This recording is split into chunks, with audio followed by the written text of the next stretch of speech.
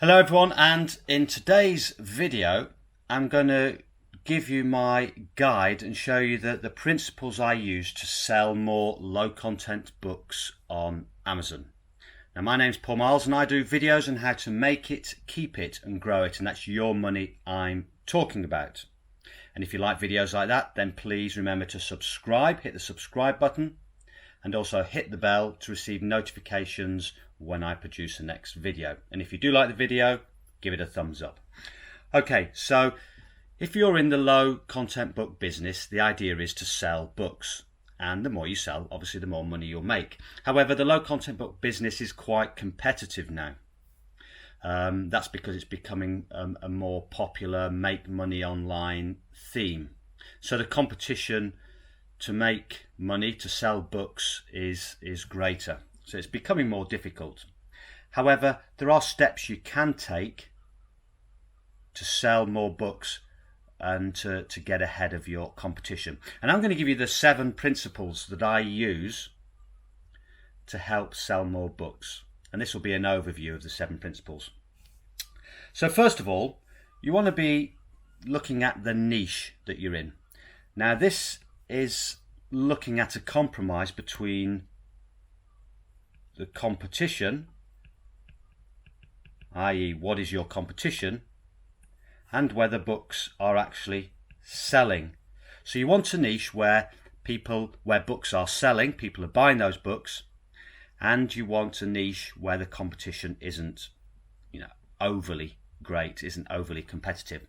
So I'm going to show you this example of gratitude journal. So here we are on Amazon and I put in gratitude journal, and we can see if we scroll down to the type of books that we're selling, we've got one here. It's got a bestsellers rank of 115, which if we put into this book selling calculator, tells us that this book is selling approximately 8,939 per month. That's just approximate. It could vary, quite a bit from that. But it means that this niche is popular and there are books to be sold. So on the face of it, we could say, well, yeah, this could be a good niche to delve into and to sell books. And here we have another one, bestsellers rank 5,000, again making good sales, 1,756, again good sales, 2,779. So this, you might, on the face of it, say, yeah, we can target this niche. We can go for gratitude journal as our main keyword and start selling hundreds, if not thousands of books per month. However, if we scroll to the top and we look at the results, there are over 10,000 results for this keyword. So I'd say this would be a highly competitive niche. And if we look at the books that are being sold, I mean, this one here has a 3,859 reviews. So you're already in competition with books that have got reviews and have got low bestsellers ranks. So you'd say, okay, this has got good competition, tough competition, but selling good books. If we go to a different niche at the other end of the spectrum, here's one that I was looking at, vinyl record collector's logbook. So that's a keyword we've put in. And the problem is with this niche, I mean, if we look at the numbers that are being sold, this has got 79 results. So I would look at that and go, actually, this looks a good potential niche. Not much competition. We could get our book ranked in the top 10, if not top 1 or 2, and start making sales. However, if we then scroll down and look at the books, we look at the bestsellers ranks, 2.9 million, 6.9 million, 2.6 million. Scroll down a bit further, 4.3 million. Now, if we take 2.9 million and go again to our bestsellers rank calculator, so let's put into 2.9 million, that's only selling approximately 1 per month. So I would say, although this doesn't have much competition, it's not that popular. It's not popular enough to make sales. So what have you got to do? Or what do I do is I may stick with a niche, a popular niche like gratitude journal, but I'd focus even further. I'd niche down even more. So I would niche down and look at books or look at keywords within that niche. So that brings us to the principle number 2 that I look at. So we've got principle number 1, the niche. You want to find a popular niche with little competition. But if we do find a popular niche with a lot of competition, then we need to narrow down further. And that's where step 2 comes into the process. And that's keyword research. Looking at keywords within that niche that still have a decent amount of search, still have people buying those books, but the competition isn't as great. So what I would do, if we go back to Amazon, is put in our search term keyword journal.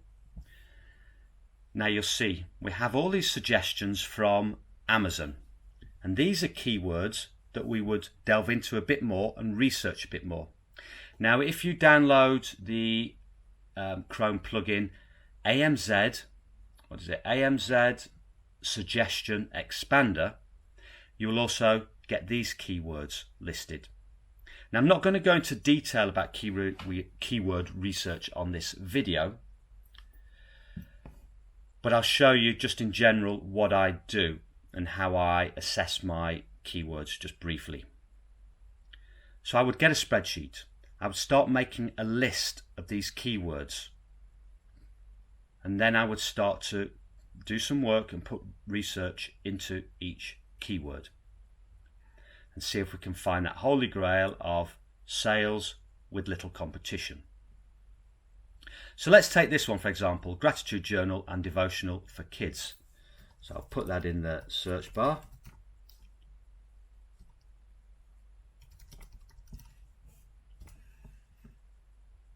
Now I'll make a note that, or just say that the Amazon search bar is my first port of call when I am doing keyword research. I do use other tools, and again in a future video I will go into that in more detail. So if you want to catch that, make sure you do subscribe and you hit the notification bell.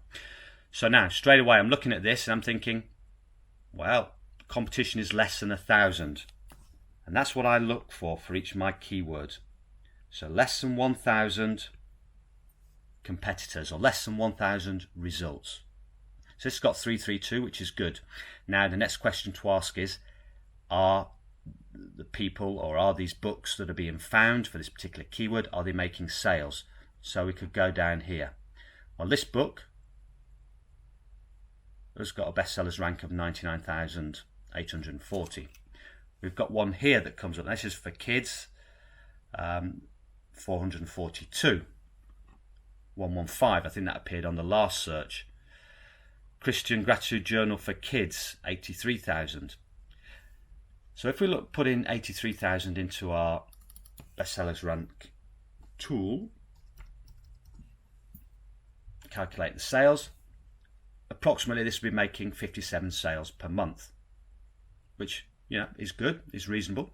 I'd be very happy with 57 sales per month on one book. So what I actually do to assess the keywords is, out of the top 10, I take the top 3 bestsellers ranks,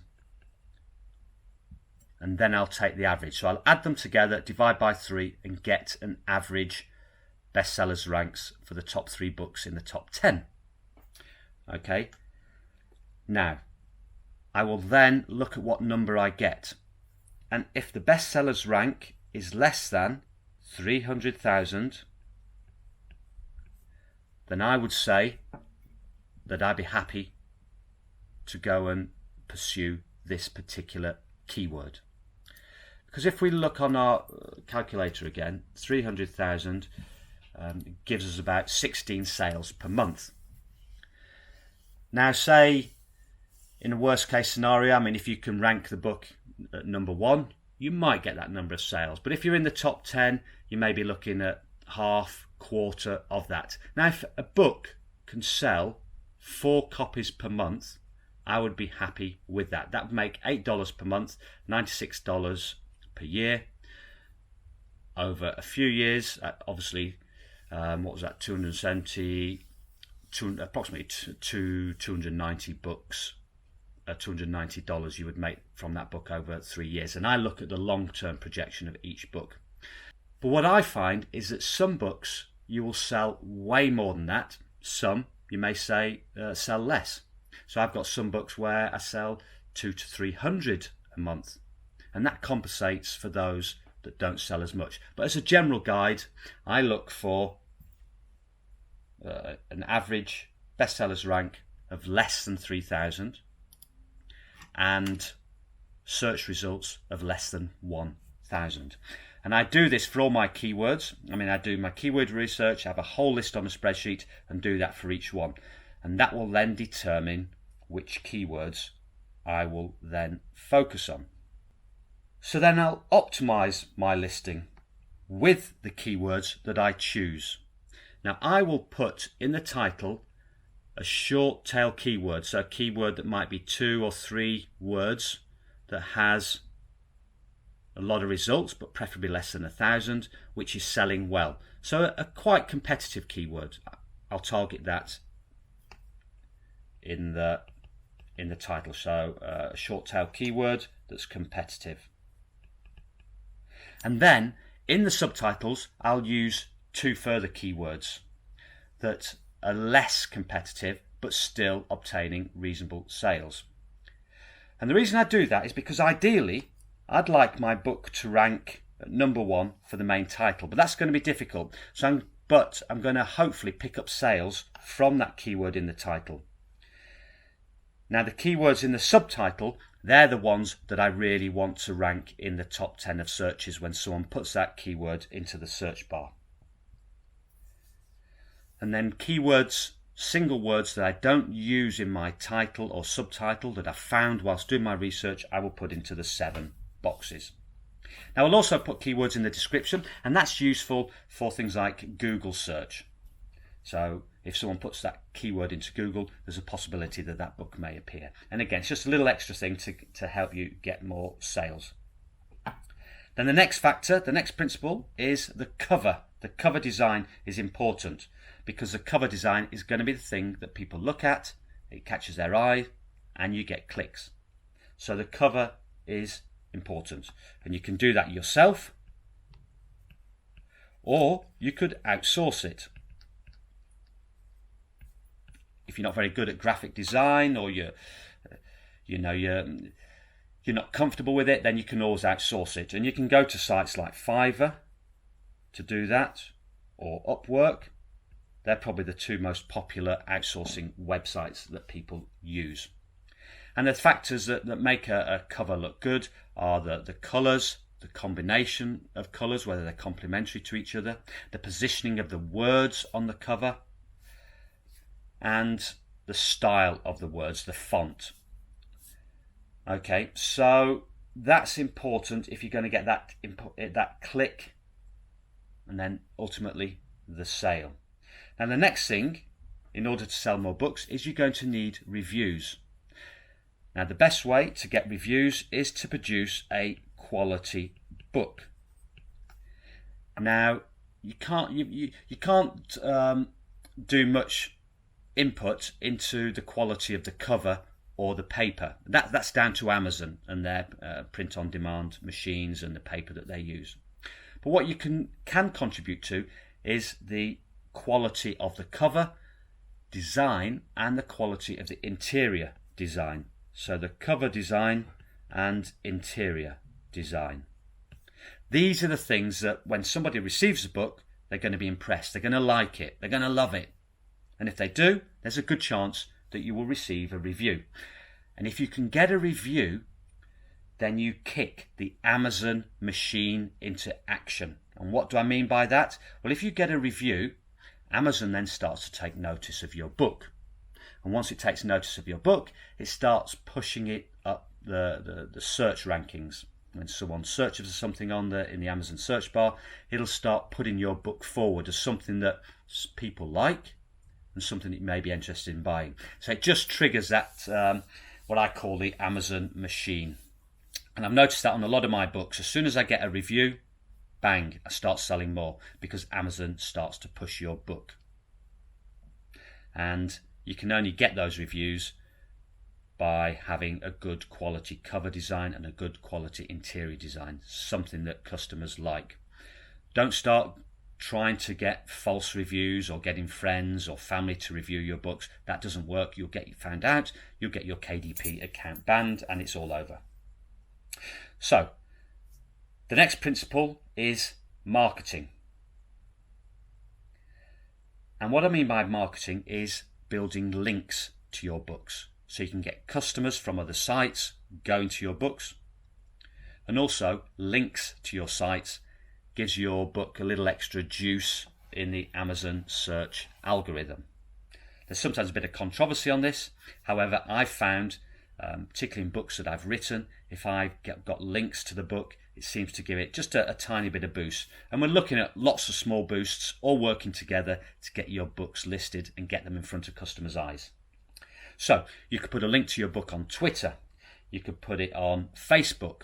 You could target groups. Say if you did decide to go into the vinyl record collector's logbook niche, where you could search for groups on Facebook that are interested in collecting vinyl records. You could then suggest your book. I wouldn't go all out and out just marketing your book. You could join in the group, have a bit of discussion, and say, look, hey guys, just to let you know, I produced this logbook that is quite useful, is quite popular. Click on the link if any of you are interested in looking at it or buying it. So that's a way to get more sales. Build an Author Central page. You can sign up for an Author Central, it's an account sort of, and produce an Author Central page so that when someone clicks on your author name or your brand name on Amazon, they'll be taken to this page, which is your page. You can give a description of your brand and what your aim is. You can do links in there from your Twitter account and Facebook account or website. And it gives somebody who's interested in your books a place to go where they can see your collection and make more sales. Instagram, putting a picture of your cover on Instagram is a way to get links to your book. Building a website using something like the WordPress platform to build a blog or website where you can list your books with a description. Has a couple of benefits. One, Google may find your book on your website and list it when someone searches on Google. Two, it gives a link to your book, a bit of link juice. And three, it allows you to link from a Pinterest, which is the next one. On Pinterest, putting up a picture of your book, particularly if it's an attractive looking book or it's a funny quote on the front or a pun. And if you put a link from Pinterest to your website and then from your website to Amazon, because I don't think you can link directly from Pinterest to an Amazon product. If you can, then ignore that, just do it straight from Pinterest. But as far as I've found, you can't do that. You've got to link to a website. And by doing these links, you can also build and reinforce your own brand, your own publisher name, your own author name. And then last is Amazon ads. Now this is a bit more advanced because in this way you can target competitive keywords and it's a pay-per-click. So you're going to pay money. It's going to cost you dollars to do, but you can target competitive keywords. So for instance, with the gratitude journal that we looked at, you could target some competitive gratitude journal keywords. But it's going to cost you money and it's going to be a steep learning curve. Now there are courses online and there's books. Now I watched a course by a YouTuber called Shashwat Ashir, and he has a course on producing low content books, and within there is quite a good little sort of starter on Amazon ads. But I found two books on Amazon that I think are brilliant, and if you start from scratch with these two books, I think you'd be on a great footing. And I've used those two books to really learn about this process, and I've started dipping my toe in the water in the last week on the Amazon ads, and these two books have helped me enormously understand what's going on, because there's a lot of different advice on there and it can cost you money, but one of these books I would advise, is more of a starter level. The other one is more of an advanced level, but even with that one, you get a good footing. And I'll leave the links below if you're interested in those. And again, with Amazon ads, you can target competitive keywords, so you can get your books listed in more competitive niches. But also, again, if you're starting to make sales with ads, you're kicking that Amazon machine, and they'll start to push your books for particular keywords. And also, if you're making sales with ads, there's you're increased chance of getting that all important review, and again, kicking the Amazon machine into action.